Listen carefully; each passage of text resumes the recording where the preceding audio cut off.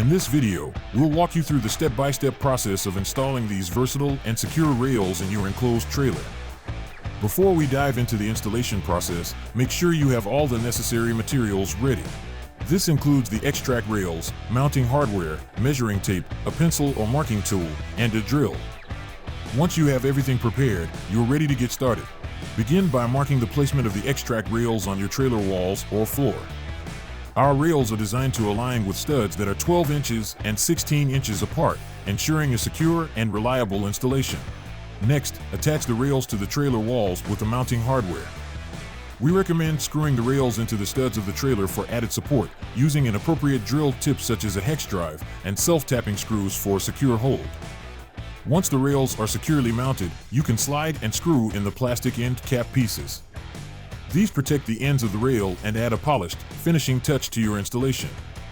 By following these simple steps, you've successfully installed CargoSmart X-Track rails in your enclosed trailer. Now you can enjoy a more organized, secure, and stress-free hauling experience.